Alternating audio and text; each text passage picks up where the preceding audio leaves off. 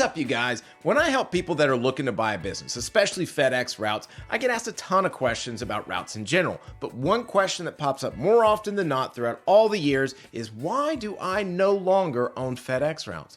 Well, that's a very good question, and I want to answer that, but not just specific to my situation. I want to give you a framework that will be helpful for evaluating and looking at any potential business that you may want to acquire, whether it's FedEx routes or something completely different. So when you're looking at any business to buy, you've got to be able to consider what the seller is really selling for. When you can figure out what those real reasons are, then you will discover what the problems are in that business. And when you know what the problems are, you can then determine whether you want to or even can solve those problems. But first, let me give you a couple examples of what sellers will tell buyers in terms of what the reason is that are actually completely invalid. So it's not that they're lying. It's just that they're completely invalid. And one of those reasons is retiring. So people will say that they're retiring and so they're selling.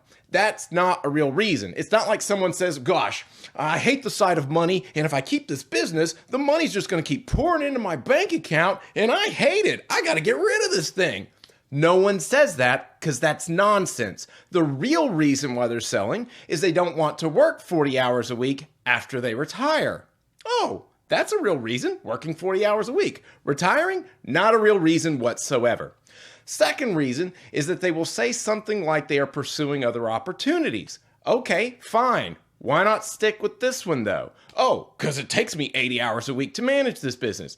That's a real reason.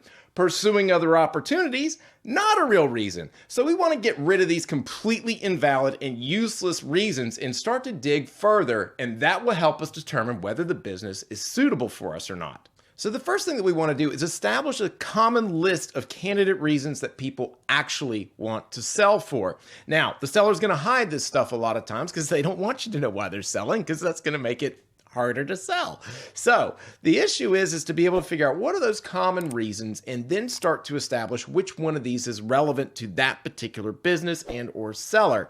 This is also going to help you figure out whether there's upside or downside potential, whether it's going to be hands-off, hands-on, and so on and so forth. So the first thing that we need to do is to establish the fact that a lot of people that bought a business, especially like a FedEx route, what their expectations of owning and managing that business are and what they actually are differ oftentimes a whole lot, because a lot of times when people look at FedEx routes, they think, hey, it's turnkey, manager in place. All I got to do is cash checks and drink margaritas. That's not the way it actually works a lot of times, and people find out after they've bought that business. The next thing is when a seller realizes they don't have the skills or expertise to manage the business successfully.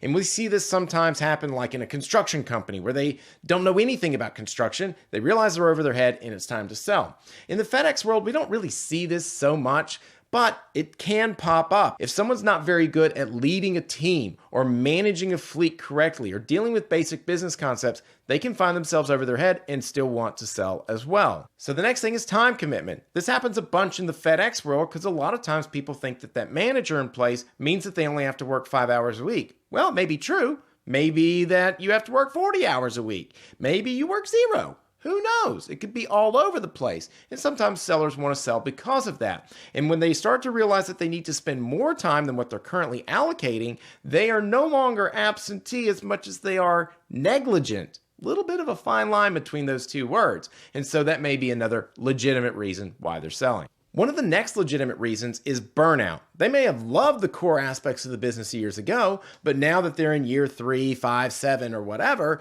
they don't want to be doing the same problem solving that they were doing years ago. Because a lot of times this business does not change. It's not really exciting for the most part. It's pretty simple dealing with trucks, hiring and firing people. There's not a lot of like glam to it. So a lot of times in the FedEx world, we can see people end up leaving the business for burnout reasons. One of the next reasons is it doesn't scale like they were promised. So in the FedEx world, a lot of times brokers will promise that, people can buy hundreds and hundreds of these routes if they want.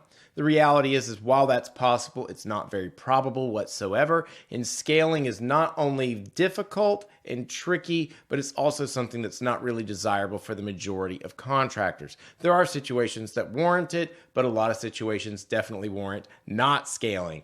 And so sometimes people realize, oh gosh, we can't scale like we thought. We want out of this thing. It's not worth our time. So that's another legitimate reason. So one of the reasons that is unique to FedEx is because it is a contractually based business as as opposed to a true independent business. And so FedEx Terminal Management may determine that a contractor is over a certain size threshold and make them sell. So a lot of times we see this when the carve-outs are for sale, and this is because they have gotten too big and must sell off some of their business. They don't even want to sell. They like their business, they're growing like crazy, they're profitable, and they still have to sell. So this is kind of a unique thing only to the FedEx world for the most part. So one of the next legitimate reasons people sell is that when that seller originally bought the business from someone else, that person overhyped the net income like crazy. And then whenever the seller has gotten into this business, he realizes it's only half of what the net income claims were. It's not worth his time, effort, or energy, and decides that they want to sell. So the next reason is related, because sellers will tell people that there's a lot of upside potential in these businesses. The person that gets in there and buys it realizes that there's no upside potential, and they decide, hey, this isn't worth it for me.